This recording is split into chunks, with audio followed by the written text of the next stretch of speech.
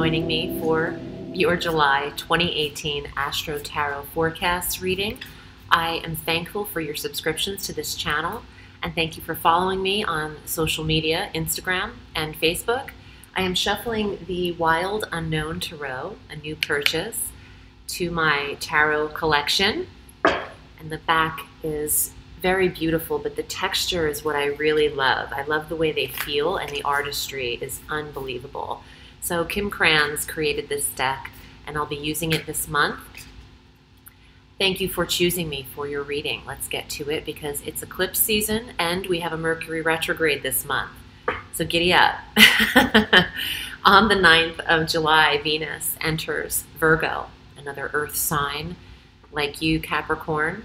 And this works for you. This trines any planetary placements that you have in Capricorn. And Venus is balance and love, harmony, and attraction.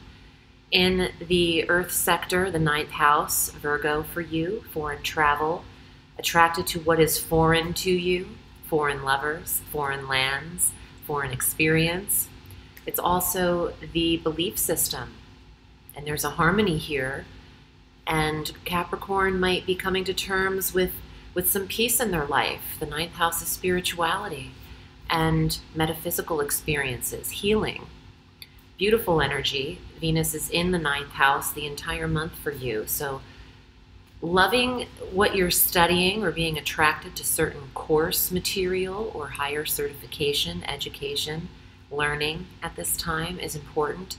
Please watch your rising sign for the astrology. It will align more directly with your natal birth chart.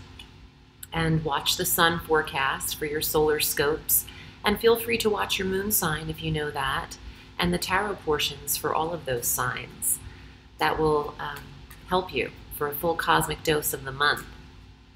On the 10th, Jupiter goes direct at 13 degrees of Scorpio in your 11th house of goals. Now the planet can conspire to prosper you in your internet endeavors, your online businesses in the 11th house of technology.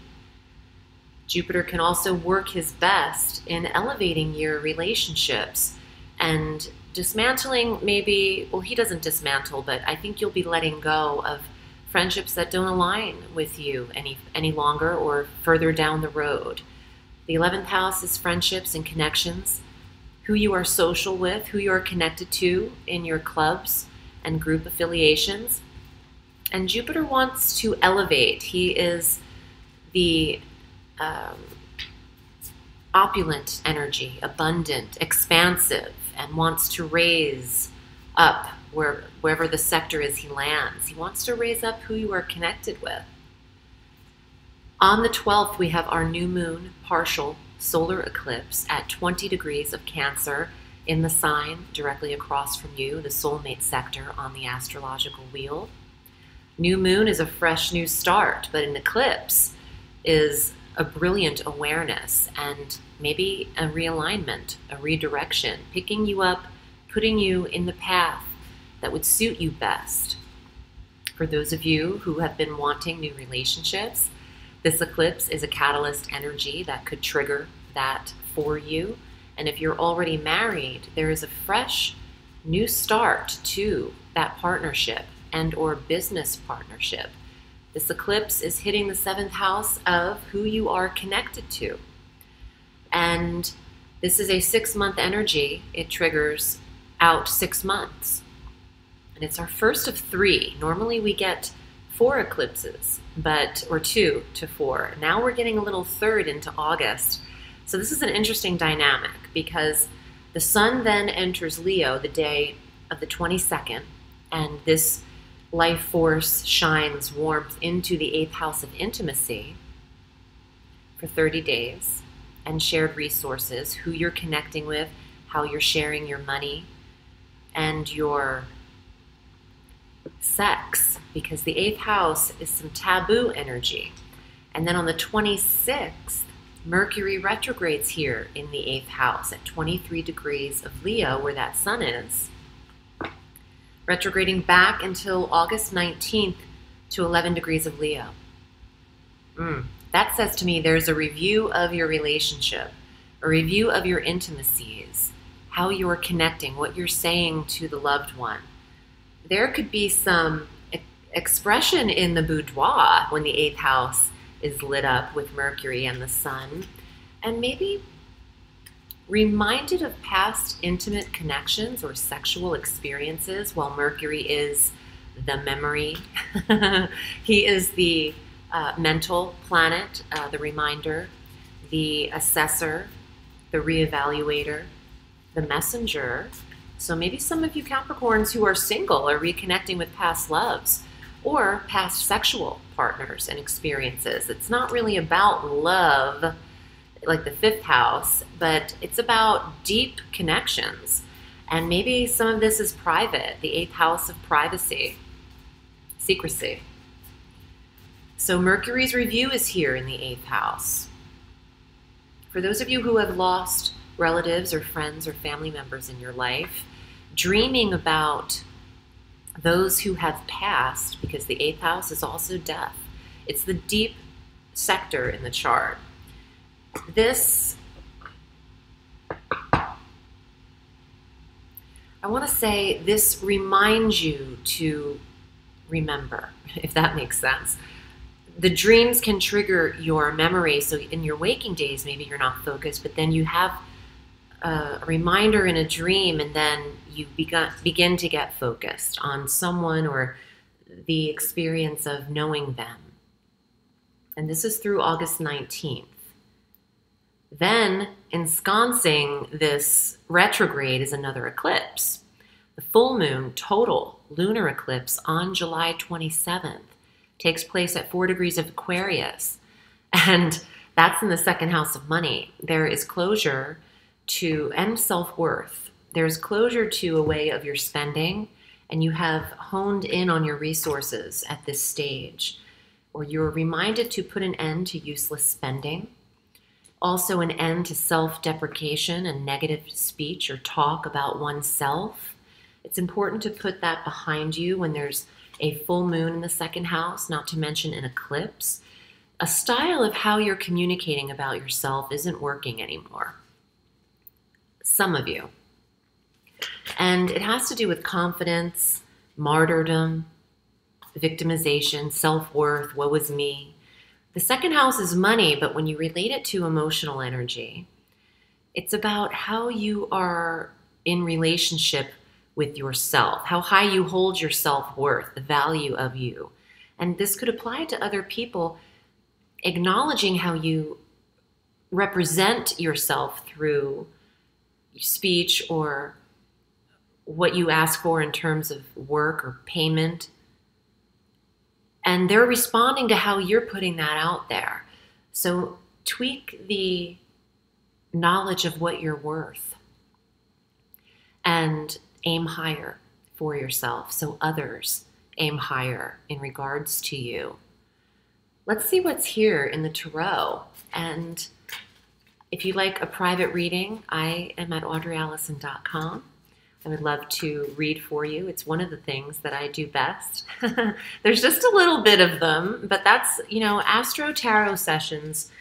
I don't think there's a day I'm not in 1 or 2 or 3 or 4. So let's see what comes up for you here. And if you'd like a private reading, you can find all of my links below for what I've got going on. My tarot e-course. If you're interested in learning about the tarot, I wrote and published this course, and it's available at any time. Also, my VIMEO on-demand medium messages are available. Capricorn, here are your cards for July. Wow. Hi, Earth. Hi, Earth, baby. This card tricked me in this deck, and once I cleared it and cleansed its energy, I start looking through the deck intensely. And this is the 10 of coins, as you see the Roman numeral 10 on the top, but it looks like there's only 9 coins on this deck, doesn't it? Can you find the 10th coin? If you look in the center of the center coin, there's another pentacle within that one. And Kim Krantz tricked me on this, but that is the 10th coin right here in the middle of that pentacle. So the 10 of coins, Earth card, represents stability, family, comfort, money. your 8th and 2nd house of money is lit up. So there are resources available to you in July, regardless of any eclipse energy. Wow, look at this. Beautiful. This would make a great tattoo. The 2 of coins, more earth for the Capricorn, balancing of 2 positions, double incomes, shared resources, and the protection of your finances. You and a partner meshing your incomes. Maybe you're getting a joint account for something. Although I wouldn't recommend that you ever give up your own personal account ever. You can have one account with your partner, but keep something for yourself too. You don't want to get lost in everyone else's money. Keep something for Capricorn. Father of Swords, the owl, the birds represent the air signs in this deck, which I love because they are the messengers, and the swords rule air and communications. The Father of Swords is the king of air, king of swords, Gemini, Libra, Aquarius. He means business. He doesn't screw around. The King of Swords means exactly what he says, and if you're not hearing from him, it's because he doesn't have anything to say to you.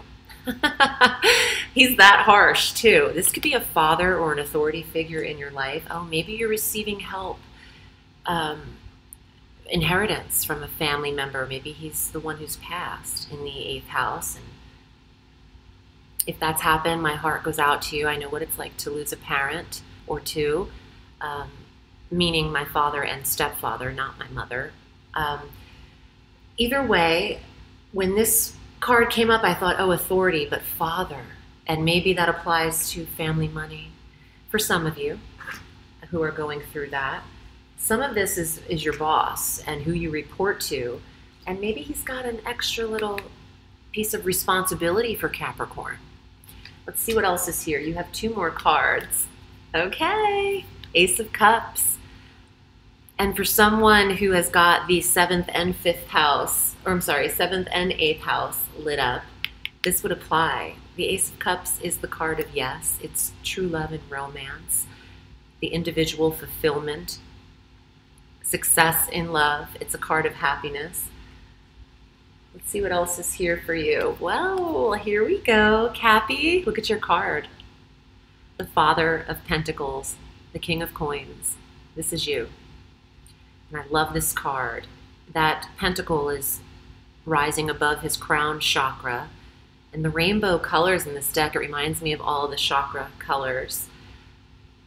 You are mastering your environment and occupation. You are the protector of your health and wealth and well-being. And anyone who gets in the way of that can get those antlers, can get that headbutt. You're willing to fight for what you love. And maybe you're willing to stand up to this guy. For those of you who are in relationships, you might have this guy flying around your love life. I just got a little feeling of needing to protect what is rightfully yours. And just watch speech in the Mercury retrograde, miscommunications or saying too much, not saying the right things. Say what you mean, and less is more. So be concise and thorough and precise as much as you can in the retrograde period. Beautiful cards for abundance and love. I am wishing you a beautiful month of July. Cap, I hope this was helpful. Remember, the sky is limitless, so reach for the stars.